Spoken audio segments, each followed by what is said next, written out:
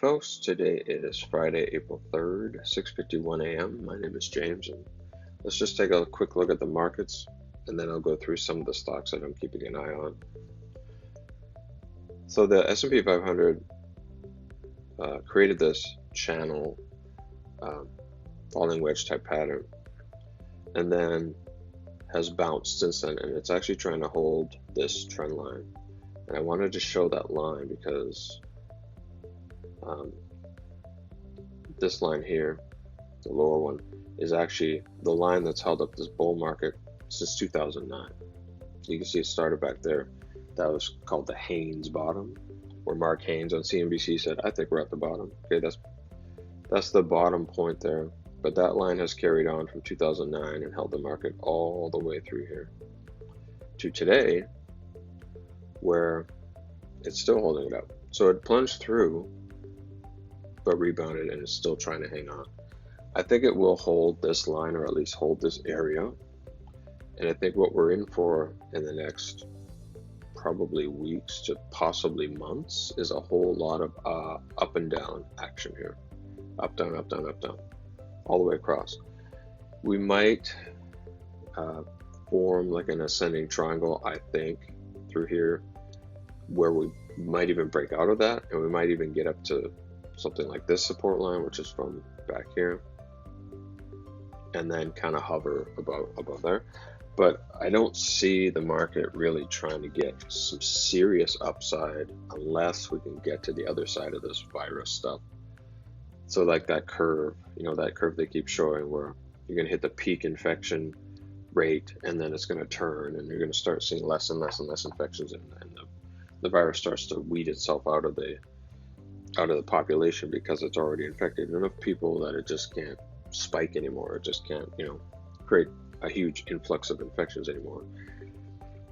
If we can get there, which I actually think, excuse me, will probably take weeks to months, like they've been saying. So that should end up being just a lot of up and down market, a lot of up and down market action. There may be the odd, few days of spike like that where we can get some trend, but it's going to be tough. I just think it's going to be really tough. I wanted to show this real quick, the McClellan oscillator, just as far as right now, because this is probably not that important right now just because there's so much news. But we're at a plus 21, which is not overbought. It may have been overbought right after this pop, but we've worked that off now. We're kind of at a plus 21. So we have the potential to go up, we have the potential to go down, probably pull back a little bit more, at least go sideways to try to lower that number. And then these are the stocks I'm keeping an eye on. Lake is a protective equipment manufacturer. I don't know how much actual medical supplies they make, but they are at least a play on that idea that there should be an influx in protective equipment sales. So they make protective equipment, and they have been moving. This massive spike here was just on the idea that we need protective equipment. They make it, and the market jumped on them. So there's a triangle here that could be tradable. I bought it actually when it popped out of here, and I'm just waiting to see if it's going to play out or not. But yeah, if it breaks out there again, that's also buyable again. So about 17.18.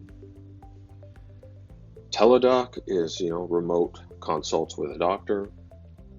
Has a nice triangle there.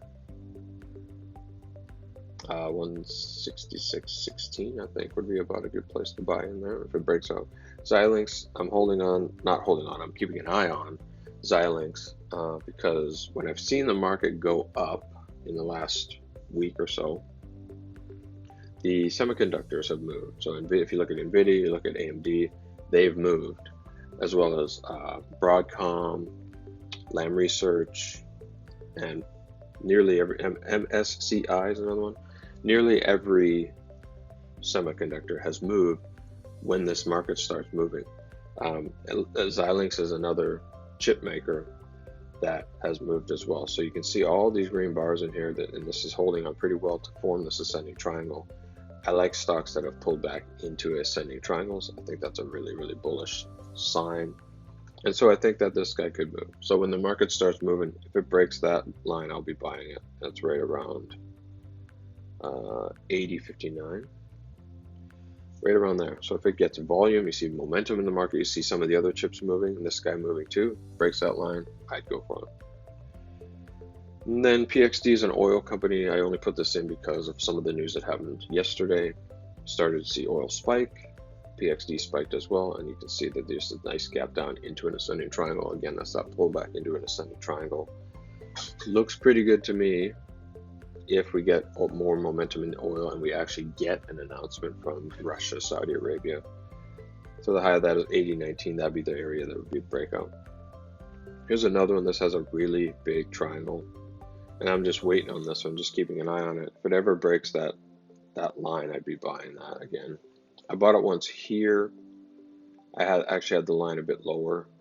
It broke there. I bought it, got stopped out. It didn't work out. So it needs more time, but once it gets through that line, if we actually get good market momentum, maybe it goes. Here's Zoom. This is not a pattern. This is just to show you how beat up it got, but also some of the momentum that was there. So this formed this nice symmetrical triangle and broke out of there with all that momentum. I was able to catch this. I got in somewhere in here.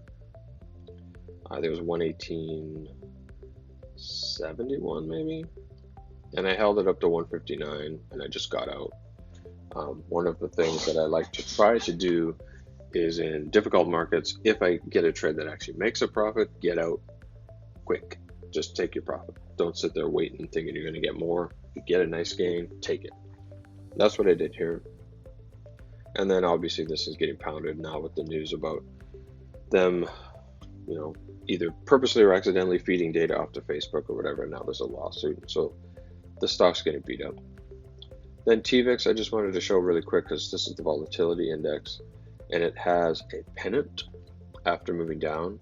So that looks like a continuation pattern, which would actually imply that the market is going to go up. So this goes up when the market goes down aggressively, but this has come down and formed a pennant as the market has tried to recover a little bit. So there's a chance that this is implying that the market's going to go up. I wouldn't really trade this here because it's quite expensive and volatile itself. And there's probably not a lot of momentum in that move. It might just kind of slowly climb up rather than see these big giant spikes. But yeah, I wouldn't short this here, but that could imply that we're going to go up. There was a buy in this thing back here. There was a little bull flag when that momentum started. We really started to accelerate to the downside. There was a little flag right there. It's hard to see now, but there was a little flag right there, and you could have caught all that move. I realized that later. I didn't do that, but I realized it later. So that's it. I'll probably do another update soon. I don't know exactly when, but I just wanted to get one out there so everybody could see what I'm looking at. And I'll see you next time.